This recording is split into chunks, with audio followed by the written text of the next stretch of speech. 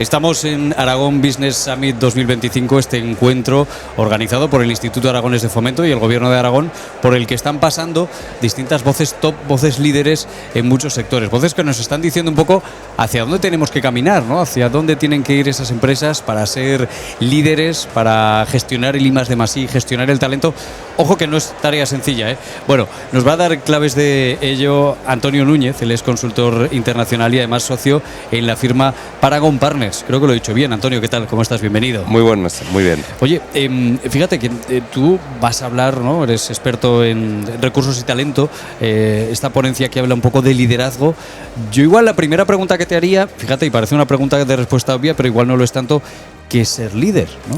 No es nada obvio porque hay muchas definiciones de liderazgo. Para mí, un buen líder es aquella persona capaz de alinear a toda su organización, de ilusionar, de motivar hacia un objetivo compartido. Eso implica varias cosas. Uno, tener claro cuál es la visión estratégica, hacia dónde vamos. Es una misión indelegable del líder saber hacia dónde vamos, dónde vemos nuestra organización, nuestra empresa en los próximos 3-5 años. Y en segundo lugar, ser capaz de ilusionar, de motivar, de alinear. Decía Napoleón que un líder es un negociador de esperanzas y al final un líder tiene que alinear a toda esa organización hacia un objetivo compartido. Y la tercera cuestión importante de un líder es todo lo que tiene que ver con la cultura, los valores de la organización. Ser ejemplar, ir por delante en esa alineación y ese objetivo compartido. O sea, al fin y al cabo nos estás hablando de que todas las piezas de una firma o de una empresa, ¿no?, sientan que ese proyecto es compartido, ¿no? Que ese proyecto es de todos, desde los del escalafón más bajo, entre comillas, por entenderlo, hasta el más alto. Sin duda, tener esa alineación de toda la organización hacia ese objetivo, hacia esa visión compartida,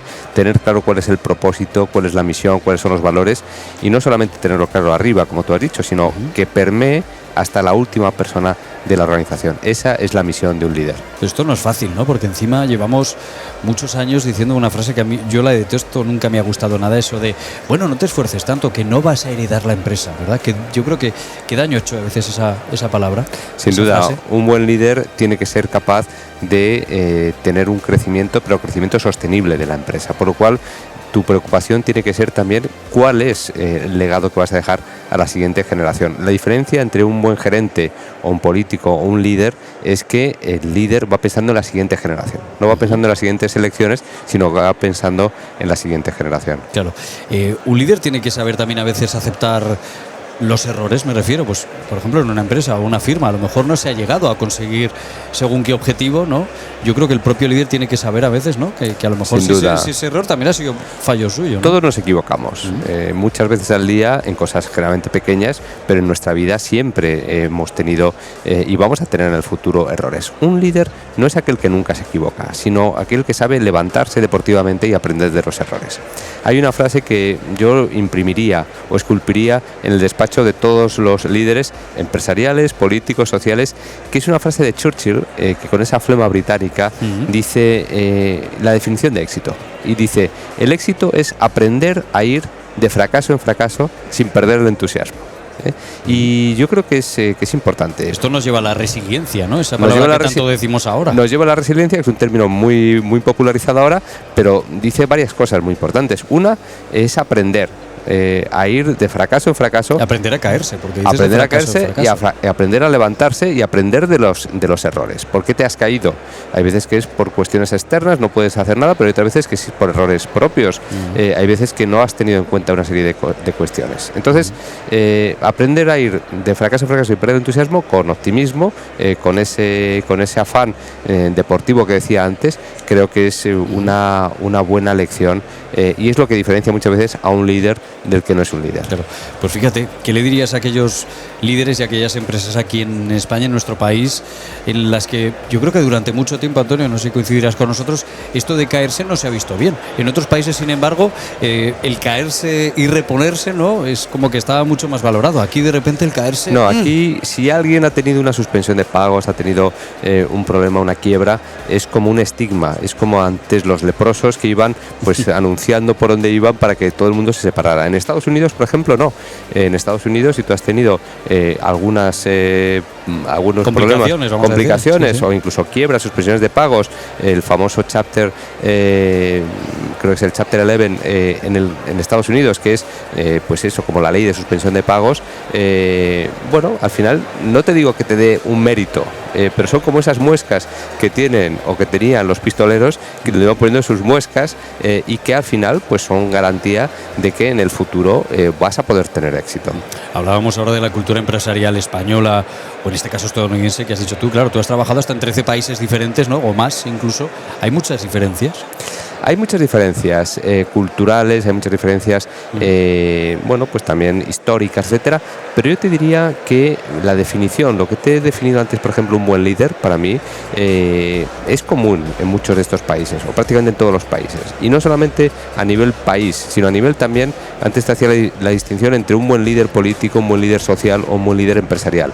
Esas cualidades, esa capacidad y esa necesidad de tener la visión estratégica y de ser capaz de ilusionar, de motivar con esos valores, son comunes en muchos países. Yo el fin de semana, del jueves al lunes, estuve en Qatar viendo algunas empresas catarís con inversiones en Europa, y te puedo decir que las preocupaciones, las características, las competencias, lo que define un buen líder catarí es muy similar a lo que define un buen líder en España. Esto habla un poco de la globalidad y globalización, ¿no? De la que tanto hablamos. Ahora ya cada vez nos parecemos, entre comillas, más todos. Habla de la globalización y habla de la naturaleza humana. Al final todos somos personas y te das cuenta que en un país tan distinto como es Qatar, con unos recursos naturales muy potentes, bueno, es un país que ha sabido pasar del siglo XVII al siglo XXI en 35 años. Tiempo, sí. Entonces, bueno, al final es una historia de superación, es una historia de visión, de decir, oye, vamos a identificar cuáles son los tres, pues el gas licuado, los medios de comunicación, las aerolíneas, tres focos, una visión, una capacidad de ilusionar a todo el país y una serie de valores hacia ese objetivo de crear un país, como te digo, del siglo XXI. Claro. La verdad que, bueno, siempre ha sido, pero sobre todo hoy día, para que una empresa, una firma tenga éxito, lo que tiene que tener es talento detrás, ¿no? Una empresa no es nada sin talento. ¿Cómo puede hacer un buen líder, tú sabes de eso, ¿no?, captar y retener ese talento? Pues mira, la primera preocupación de los líderes a nivel internacional es la guerra por el talento. Hemos hablado mucho de materias primas, hemos hablado mucho de inflación, hemos hablado mucho de cadena de suministros. En el Aragón Business Summit estamos hablando de muchos de esos temas, pero la principal preocupación cuando le preguntas a nivel internacional a los CEOs, a los primeros ejecutivos de compañías a nivel internacional, la primera preocupación es el talento. Es cómo atraer, pero luego cómo fidelizar, cómo ilusionar ese talento. Una de las claves que yo voy a explicar esta tarde en la ponencia es cómo poder ganar esa batalla por el talento. Las mejores empresas están trabajando en dos focos. Uno, en su equipo directivo. Claro. Evaluar qué equipo tenemos, evaluar qué estructura organizativa tenemos, evaluar también pues si las personas que tengo son las adecuadas para ese próximo capítulo de nuestra empresa, y si no, buscar talento externo y luego formar y acompañar al primer nivel de la compañía, claro, con el equipo ejecutivo y también a nivel consejo de administración, incorporando consejeros independientes que puedan ser los que ayuden a la propiedad y ayuden a la organización, al equipo ejecutivo en esa senda de crecimiento, pero también analizando cuestiones como por ejemplo el mapa de riesgos, los planes de crisis, etcétera. Estamos en un momento muy convulso, de mucha incertidumbre, y estas son algunas de las claves que los mejores líderes están utilizando para ganar esa batalla por el talento. Y esto que nos estás diciendo nos hace casi cerrar el círculo y volver al principio de la entrevista, cuando hablábamos de tener talento. Quizás la manera de captarlo o de retenerlo en la firma es eso, ¿no? Lo que nos decías antes, conseguir que esos miembros de la corporación, esos trabajadores, sientan que son parte de la empresa, que el barco, si se hunde para todos, ¿no? Y que si fructifica y llega a puerto para todos. Sin duda, tener ese propósito compartido y tener muy clara cuál es la visión y esa capacidad de ilusionar y de compartir un propósito que sea sostenible en el tiempo.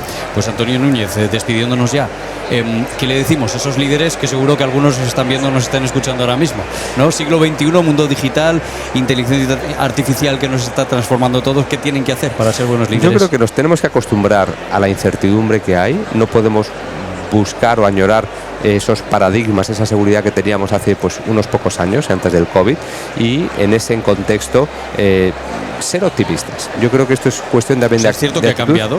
Ha cambiado. Del COVID para aquí. Eso está claro, no va a volver y no vamos a buscar, o es absurdo tener esas certezas, esos paradigmas clarísimos. Tenemos que acostumbrarnos a esa incertidumbre, pero en ese clima yo te diría el principal mensaje de mi ponencia también esta tarde es optimista. O sea, tenemos que ponernos las gafas protectoras del optimismo.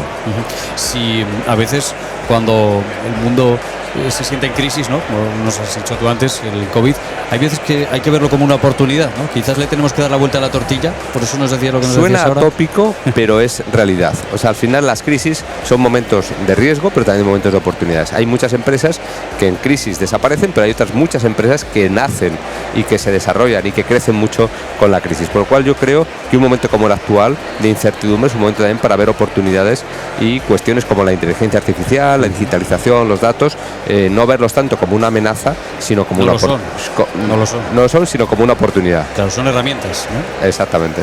Para ser buenos líderes, ya habéis escuchado. Antonio Núñez, consultor internacional, socio de la firma Paragon Partners. Oye, gracias por darnos estos consejos, Antonio. Un placer. Gracias.